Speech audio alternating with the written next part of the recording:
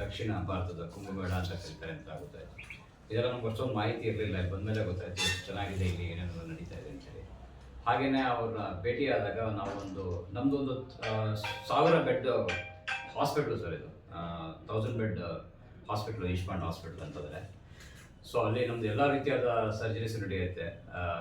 ಸಾಮಾನ್ಯ ಶಸ್ತ್ರಚಿಕಿತ್ಸೆ ಆಗಿರ್ಬೋದು, ಆರ್ಥೋಪೆಡಿಕ್ ಆಗಿರ್ಬೋದು, ಆನ್ಕಾಲಜಿ ಆಗಿರ್ಬೋದು, ಹಾರ್ಟ್ ಸರ್ಜರಿ ಆಗಿರ್ಬೋದು. ಸೊ ಎಲ್ಲ ರೀತಿಯಾದಂಥ ಒಂದು ಇರ್ತಕ್ಕಂಥ ಒಂದು ಸೌಲಭ್ಯ ಇರ್ತಕ್ಕಂಥ ಒಂದು ಆಸ್ಪತ್ರೆ ಇದು.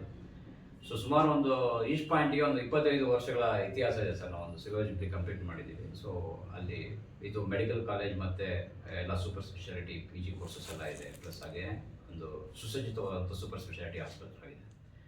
ಸೊ ಅದು ಆ ವಿಷಯವಾಗಿ ಇಲ್ಲಿ ಬಂದಾಗ ಅಜ್ಜರ ಹತ್ರ ಮಾತಾಡಿದಾಗ ನಾವೊಂದು ಕ್ಯಾಂಪ್ ಮಾಡೋಣ ಅಂತ ಅನ್ಕೋತಾ ಇದ್ವಿ. ಅವರು ದೊಡ್ಡ ಅಜ್ಜರ ಪುಣ್ಯತಿಥಿ ಬರ್ತಾ ಇದೆ ಮಾರ್ಚ್ ತಿಂಗಳಲ್ಲಿ, ಅವಾಗ ಮಾಡೋಣ ಅಂತೇಳಿ ನಮಗೆ ಪರ್ಮಿಷನ್ ಕೊಟ್ಟಿದ್ದಾರೆ. ಸೊ ಹಾಗೆಯೇ ಈಗ ಹೊಸ ವರ್ಷ ಬರ್ತಾ ಇರೋದ್ರಿಂದ ಈ ಒಂದು ಹೊಸ ವರ್ಷದ ಇದರಲ್ಲಿ ನಾವು ಏನಂದರೆ ಅವ್ರನ್ನ ರಿಕ್ವೆಸ್ಟ್ ಮಾಡ್ಕೊಂಡಾಗ ಈ ಹೊಸ ವರ್ಷ ಅವರೊಂದು ಆಶೀರ್ವಾದದಿಂದ ನಡೀಲಿ ಅಂತಂದಾಗ ಅವರು ಬೆಳಗ್ಗೆ ನಮ್ಮ ಈ ಒಂದು ಡೈರಿ, ಇದು ಮುಖ್ಯವಾಗಿ ಕೊಪ್ಪಳದ ಜನತೆಗೆ ಅಂತ ಮಾಡಿರ್ತಕ್ಕಂಥದ್ದು.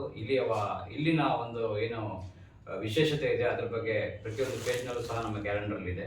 ಸೊ ಇಲ್ಲಿನ ವೈಶಿಷ್ಟ್ಯಗಳು ಇದರಲ್ಲಿದೆ. ಇದನ್ನು ನಾವು ರಿಕ್ವೆಸ್ಟ್ ಮಾಡ್ಕೊಂಡಾಗ ಅವರು ಆಯಿತು ತೊಗೊಂಬನ್ನಿ, ನಾನು ಖುಷಿಯಿಂದ ಲಾಂಚ್ ಮಾಡಿ ಕೊಡ್ತೀನಿ ಅಂತ ಹೇಳಿದ್ರು. ಸೊ ಅವ್ರ ಕೈನಲ್ಲೇ ಅಮೃತಹಸ್ತದಿಂದ ಇದನ್ನು ಇದು ಮಾಡಿಸಿ ಉದ್ಘಾಟನೆ ಮಾಡಿಸಿ ಇದನ್ನು ಅವ್ರ ಮಠ ಒಂದಷ್ಟು ಕೊಟ್ಬಿಟ್ಟು ಅವರೆಲ್ಲ ಒಂದು ಮುಖ್ಯ ಇವ್ರಿಗೆಲ್ಲ ಕೊಡ್ತೀವಿ ಇಲ್ಲಿ ಅಂತೇಳಿ. ಹಾಗೆ ನಾವು ಈಗ ಬರ್ತಕ್ಕಂಥ ಇನ್ನೊಂದು ಉದ್ದೇಶ ಏನು ಅಂತಂದರೆ, ಮುಂದಿನ ದಿನಗಳಲ್ಲಿ ನಾವು ಯಾಕಂದರೆ ನಮ್ಮ ಹಾಸ್ಪಿಟ್ಲಲ್ಲಿ ಎಲ್ಲ ರೀತಿಯಾದ ಒಂದು ಸರ್ಕಾರದ ಸ್ಕೀಮ್ನ ನಾವು ತಗೊಳ್ತಾ ಇದ್ದೀವಿ ಸರ್. ಜನಕ್ಕೆ ಅನುಕೂಲ ಆಗುತ್ತೆ. ಇವತ್ತು ಭಾಳಷ್ಟು ಜನ ಬ್ಯಾಂಗ್ಳೂರಿಗೆ ಬರ್ತಾರೆ.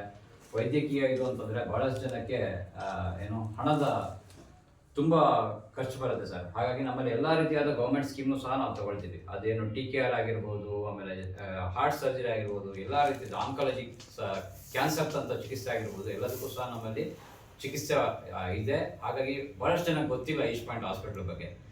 ಯಾಕಂದರೆ ನಾವು ಇಲ್ಲಿ ತನಕ ಬರೀ ಅಲ್ಲಿ ಲೋಕಲ್ ಬ್ಯಾಂಗ್ಳೂರಿನಲ್ಲಿ ಮತ್ತು ಅಲ್ಲಿ ಸುತ್ತಮುತ್ತಲ ಜನಕ್ಕೆ ನಾವು ಸೇವೆ ಮಾಡ್ತಾ ಬರ್ತಾ ಇದ್ವಿ. ಈಗ ನಾರ್ತ್ ಕರ್ನಾಟಕ ಮತ್ತು ಇಲ್ಲೆಲ್ಲ ಕಡೆ ಜನನ್ನ ಇದು ಮಾಡೋಣ ಅಂಥೇಳಿ ಪ್ಲಾನ್ ಮಾಡ್ಕೊಂಡಿರೋದ್ರಿಂದ ಹಾಗಾಗಿ ಈ ಕಡೆ ಎಲ್ಲ ಬಂದ್ವಿ ನಾವು. ಸೊ ನಮ್ಮಲ್ಲಿ ಈ ಎಲ್ಲ ಸೌಲಭ್ಯಗಳನ್ನ ಮುಂದಿನ ನಾವು ಇದನ್ನು ಇಲ್ಲಿ ಜನತೆಗೂ ಸಹ ತಲುಪಿಸಬೇಕು ಅನ್ನೋ ಒಂದು ಉದ್ದೇಶದಿಂದ ಇಲ್ಲಿ ಬಂದಿದ್ದೀವಿ ಸರ್.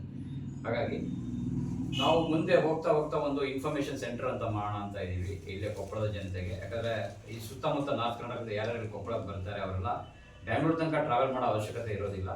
ಸೊ ಅವ್ರು ಬಂದು ಇಲ್ಲೇನೆ ನಮ್ಮ ಮಾಹಿತಿ ಕೇಂದ್ರದಲ್ಲೇ ಅವ್ರ ರಿಪೋರ್ಟ್ಸ್ ಎಲ್ಲ ತೋರಿಸಿ ಇದು ಮಾಡಿಕೊಂಡು ಆಮೇಲೆ ನಮ್ಮ ಬ್ಯಾಂಗ್ಳೂರು ತಜ್ಞ ವೈದ್ಯರಿಂದ ಅವರೊಂದು ಒಪಿನಿಯನ್ ಸಹ ತಗೋಬೋದು. ಇದನ್ನ ನಾವು ಸೆಕೆಂಡ್ ಒಪಿನಿಯನ್ ಅಂತ ಹೇಳ್ತೀವಿ ಮೆಡಿಕಲ್ ಇದರಲ್ಲಿ. ಸಪೋಸ್ ಯಾರೊಬ್ಬರಿಗೆ ಏನಾದ್ರು ಒಂದು ಸರ್ಜರಿ ಆಗಿದ್ರೆ ಇನ್ನೊಂದ್ಸಲ ಅವ್ರು ಖಾತ್ರಿ ಪಡಿಸ್ಕೊಳ್ಳೋಕ್ಕೆ ಇನ್ನೊಂದು ಅಷ್ಟು ಜನನ ವಿಚಾರಿಸ್ಬೋದಾಗಿರುತ್ತೆ. ಅದಕ್ಕಾಗಿ ಅವರು ಬ್ಯಾಂಗ್ಳೂರ್ ತನಕ ಟ್ರಾವೆಲ್ ಮಾಡ್ತಕ್ಕಂಥ ಅವಶ್ಯಕತೆ ಇರೋದಿಲ್ಲ. ಇಲ್ಲೇ ನಮ್ಮ ಇನ್ಫಾರ್ಮೇಷನ್ ಸೆಂಟರ್ಗೆ ಬಂದು ಇಲ್ಲೇ ಅವ್ರ ರಿಪೋರ್ಟ್ಸ್ ಎಲ್ಲ ಶೇರ್ ಮಾಡಿದ್ರೆ ಅವ್ರಿಗೆ ಅಲ್ಲಿಂದಲೇ ಅವ್ರಿಗೆ ಸರಿಯಾದ ಒಂದು ಮಾರ್ಗದರ್ಶನವನ್ನು ಕೊಡಬೇಕು ಅನ್ನೋ ನಿಟ್ಟಿನಲ್ಲಿ ಅದೊಂದು ನಾವು ಯೋಜನೆಯನ್ನು ಮಾಡ್ಕೊಂಡಿದ್ದೀವಿ. ಅದನ್ನು ಸಹ ಜೋರೆ ನಾನು ಬಂದು ಮುಂದೆ ನಿಂತು ಉದ್ಘಾಟನೆ ಮಾಡಿಕೊಡ್ತೀನಿ ಅಂತ ಹೇಳಿದ್ದಾರೆ. ಅವರ ಆಶೀರ್ವಾದದಿಂದ ಆದಷ್ಟು ಬೇಗ ಸ್ಟಾರ್ಟ್ ಮಾಡ್ತೀವಿ.